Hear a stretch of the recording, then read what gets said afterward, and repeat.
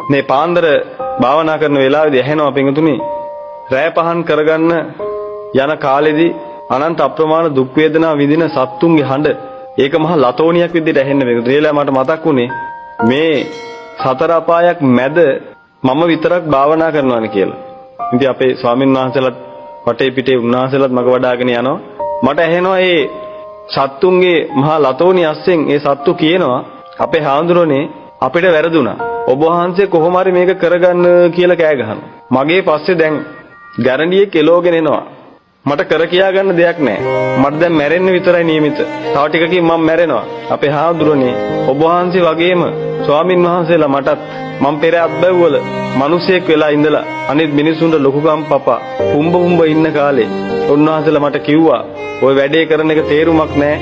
උඹට මනුස්ස ජීවිතයක් හම්බුනේ ඔය ටික කරන්න නෙමෙයි. තමන්ගේ මගපල පූර්ණේ කරගනින් කියලා. උන්වහන්සේලා මට කිව්වා අපේ හාමුදුරනේ. නමුත් මට ඒකකටත් වෙලාව තිබුණේ නැහැ. මම ගොඩක් බිසි වෙලා ඉඳී. ඉතින් ඒවැ ප්‍රතිඵලයක් විදිහට අවසානයේදී මට කරගන්න බැරි වුණා. බැරි වෙලා අද මං ගෙම්බෙක් වෙලා. දැන් මගේ පස්සෙන් එළවනවා. මගේ තරහකාරයෝ. දැන් මට කර කියා ගන්න දෙයක් නැහැ අපේ හාමුදුරනේ. දැන් මට මැරෙන්න විතරයි තියෙන්නේ. ඒක පින්වතුනි මා හයියෙන් කෑ ගහලා කියනවා. ඒකට කතා කරන්න පුළුවන් උපරිම හයියෙන් කෑ ගහලා කියනවා අපේ හාමුදුරනේ ඔබ වහන්සේ මේක කරගන්න. ඔබ වහන්සේ මේ අත්දැකීම මේක කරගන්න. මට ඔක්කොම අහිමි වුණා කියලා. ඒ අතරතුරේ පාන්දර ජාමේ වෙද්දි වටෙන් පිටෙන් කුරුල්ලෝ කෑ ගහන්න ගන්නවා. කුරුල්ලෙක් කියලා කියන්නේ පින්වතුනි කොච්චර කෑවත් බඩ පිරෙන්නේ සතේ. පුදුම විපාක. මේ කනවා කාලා අනිත් පැත්තට ඒ ටික වසුරු කරනවා. ආයිත් බඩගිනි දරන්න බෑ. ආයිත් කනවා කාලා අනිත් පැත්තට වසුරු කරනවා. ආයි බඩගින්න දරන්න බෑ. තිරිසන් යෝනිය උපනොත් පව්කොට අවසන් නොබිය පවතී පිට පිට. මද සංසුන්කමකුත් නැත හැම විට. සලසන්නේ කෙලෙස කිසිදු දිනකට. තිරිසන් යෝනි ඉපදිලා වටෙන් පිටෙන් අනිත් සත්තුන්ගෙන් එන බය අයින් කරගන්න බෑ, නවත්ත ගන්න බෑ. කිසිම ක්‍රමයක් නැහැ ඒකෙන් ගැලවෙන්න. එක බින්දු මාත්‍රයක හිත සංසුන් කරගන්න බෑ. ඉතින් මොන පිං කරගනින්නද? ඉතින් පාන්දර යාම වෙනකොට කුකුල්ලු මර ලතෝනි ගහනවා බඩගින්දරට. මිනිස්සු හිතන් ඉන්නේ මේ මිනිස්සුන්ව ඇහැරවන්න කුකුල්ලු කෑ ගහනවා කියලා. වෙන වැඩක් නැහැ. රෑ එළි වෙනකම් පිංගුතුනි බඩගින්දර දරා ගන්න බැරි කමට මහා අඳෝනාවක් කරනවා. බඩගින්න වැඩි කමට. ඇස් පේන්නේ නැහැ රැට. කර කියා ගන්න දෙයක් නැහැ. සීතලේ ගුලි වෙලා ඉන්නේ කාට කියන්නද? ඉතින් ඒ කෑ ගහලා කියනවා අපේ හාමුදුරනේ ඔබ වහන්සේ වගේ මමත් හිටියා ඉස්සර. මේ ඉන්න කාලේ ඔබ වහන්සේලා වගේ උතුමෝ මට අනන්තවත් කිව්වා එක එකාගේ කුණු හොය යන්න එපා තැන් වල. කුණු හාර කන වැඩේ නවත්තන්න. අනිත් මිනිස්සුන්ගේ කුණු ගෙදර ඇවිල්ලා කතා කර අනිත් මිනිස්සුන්ව පහත් කරන වැඩපිළිවෙල කරන්න එපා. මනුස්ස ජීවිතයක් හම්බුනේ ඔය වගේ පහත් ගති කර ඉන්න නෙමෙයි. නිවන කරගන්නයි මනුස්ස ජීවිතයක් හම්බුනේ කියලා උන්වහන්සේලා මට කිව්වා අපේ හාමුදුරනේ. අනේ මට ඒක කරගන්න බැරි වුණා. දැන් මං කුකුලෙක් වෙලා අනන්ත අප්‍රමාණ දුක් විඳිනවා. කර කියා ගන්න දෙයක් නැහැ අපේ හාමුදුරනේ. ඔබ වහන්සේ කොහොම හරි මේක කරගන්න කියලා කෑ ගහලා කිය. සමහර ගෙම්බෝ වතුර වලවල් වල පිංගුතුනි තමන්ගේ ජාතියේ ස්ත්‍රියාවක් එතෙන්ට ගෙන්න ගන්න බැරුව මහා හයියෙන් ඇඟ පුම්බ කෑ ගහනවා. තමන්ගේ ළඟට කොහොම හරි ගෙන්න ගන්න. ඒ කෑ ගහන වෙලාවේදී මටත් කියනවා කතා කරලා අපේ හාමුදුරනේ ඔබ වහන්සේලා වගේ උතුමෝ මම පෙර අත්බැව්වල ඉන්න කාලේ මට කිව්වා උඹට මනුස්ස ජීවිතයක් හම්බෙලා තියෙන්නේ තිරිසන් සත්තු වගේ කාමයේ සන්තරපේනේ වෙවි ඌරු මඩවලේ läග ඉන්න නෙමෙයි. ස්ත්‍රියව පස්සේ යන්නවත් පිරිමි පස්සේ යන්නවත් නෙමෙයි ඔය මනුස්ස ජීවිතේ ලැබිලා තියෙන්නේ. ඒක තිරිසන් සත්තු කරන වැඩක් නේ. උඹට ඔය මනුස්ස ජීවිතේ ලැබිලා තියෙන්නේ ඕක කර ඉන්න නෙමෙයි. මේ මගපල පූර්ණේ කරගෙන මේ මහා ගොරබිරන් සසරෙන් ගොඩ වෙන්නයි ওই මනුස්ස ජීවිතේ හම්බුනේ මොනවද ඔය කරන්නේ කියලා මට උන්නාතල ඒ කාලේ කිව්වා. නමුත් මට ඒ මුකුත් තේරුන්නේ නැහැ. මගේ හිත කාමෙන් අන්ධ වෙලා තිබුණේ. මට ඒ වෙලාවේ කියන කිසිම දෙයක් තේරුන්නේ නැහැ අපේ හාමුදුරනේ. ඉතින් මගේ ජීවිතේ අනපේක්ෂිතව ඉවර වුණා. දැන් අද මං ගෙම්බෙක් වෙලා ඉපදිලා. කාමයේ දරා ගන්න බෑ. දරා ගන්න බැරි කමට කාමයට අනිත් පැත්තෙන් රුකුල් දෙන විරුද්ධ පාර්ශවිකයා ගෙන්න ගන්න. මහා ලතෝනි ගහනවා අපේ හාමුදුරනේ ඔබ වහන්සේ නම් මෙතෙන්ට වැටෙන්න එපා.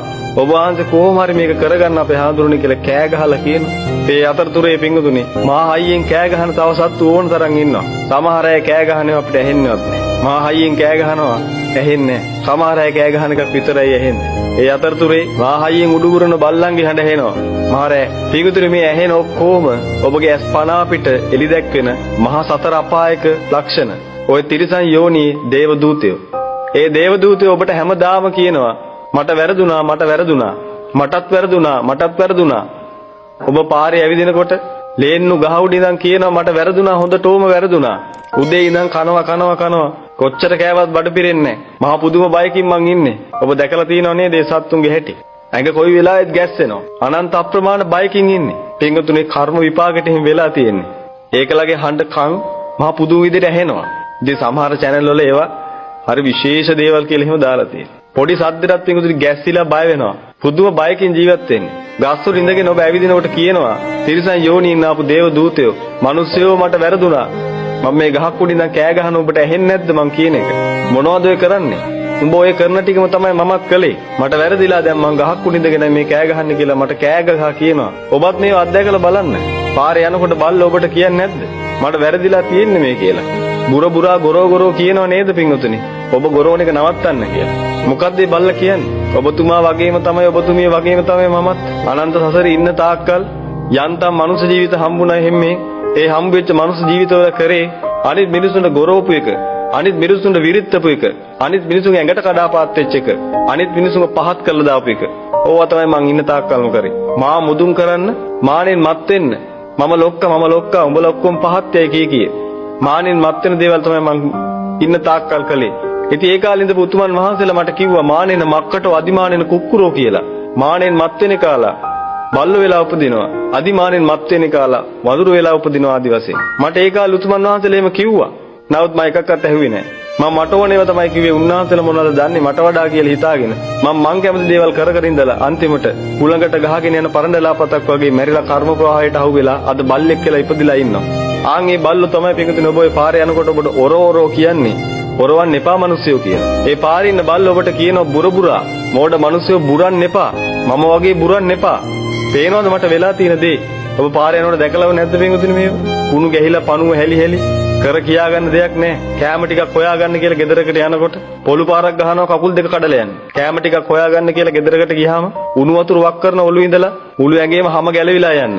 ඉස්පිරිතාල වල එක්කන් ගිහිල්ලා බෙහෙත් දෙන්නේ නැහැ පිංගුතුනි. හොස්පිටල් වල පොලිමේදලි වල බෙහෙත් දාගන්න බෑ ડોක්ටර්ස්ලාට කියලා. කොයිතරම් දුක් විඳත් කියන කිසිම දෙයක් කාටවත් තේරෙන්නේ නැහැ. දුක්ඛන්දර වේදනාව දරා ගන්න බැරි තැන කෑ ගහනවා පිංගුතුනි බුදු අම්මෝ කියලා කෑ ගහනවා මං කරා වැරදි කියලා කෑ ගහනවා. නමුත් ඒව ඇහෙන්නේ බහුබහු කියන හඬින්. කාටවත් කියන දේ තේරුම් ගන්න බෑ. මේ ලෝකේ තරම් හරි භයානක කුරුළු ලෝකයක් පිංගුතුනි. මේ ලෝකේ ඔබගේ ඇස් පන අපිට දේව දූතයෝ ඇවිල්ලා කියනවා පිංගුතුනි දේව දූතයෝ කියලා කියන්නේ යමක් වරදින්න කලින් ඇවිල්ලා කියන පෙර නිමිත්ත. මේ ලෝකේ ඕන තරම් පෙර නිමිති තියෙනවා. ඔබ කරන දේවල් නිසා විපාක විඳින අයගේ ලක්ෂණ ඔබට ඕන තරම් බලා ගන්න පුළුවන්. ලෝකේ හැම තැනම දේව දූතයෝ ඉන්නවා. ඉතින් මේ පාන්දර අර බල්ලෝ කෑ ගගහ උඩ බුරුබුරා කියනවා අපේ හාමුදුරුවනේ මට වැරදුනා. අනේ ඔබ වහන්සේ නම් කොහොම හරි මේක කරගන්න. ඔබ වහන්සේලා නම් මේක කරගන්න. නැත්තම් ඔබ වහන්සේලාගේ ජීවිත කාලය ඉවර වෙලායි අපේ හාමුදුරුවනේ කියලා කෑ ගගහ කියනවා මේක දුර නිකන් නෙමෙයි. මේ පාන්දර එළිවේගෙන එනකොට කීචි බීචි හඬින් අනිත් කුරුල්ල ටික පටන් ගන්නවා අඳෝනාව තියන්න. අනේ කොයි වෙලාවද කැම ටිකක් හොයාගන්නේ. ඇය ගානක් බඩගින්න ඉඳලා දරන්න බෑ. මේ සීතල දරන්න බෑ. ඒ නිසා මහා හයියෙන් කෑ ගහනවා එළි වෙනකොට කං කරච්චලේ කෙලවරක් නැහැ. ඉතින් මේවට සින්දුල් ලියලා තියෙනවා කුරුල්ලන්ගේ කීචි බීචි නාදේ හරිම සුන්දරයි මටත් කුරුල්ලෙක් වෙන්න තිබ්බනම් කියලා. ඇයි දන්නේ නැහැ නේ සතා මොකද්ද කියන්නේ?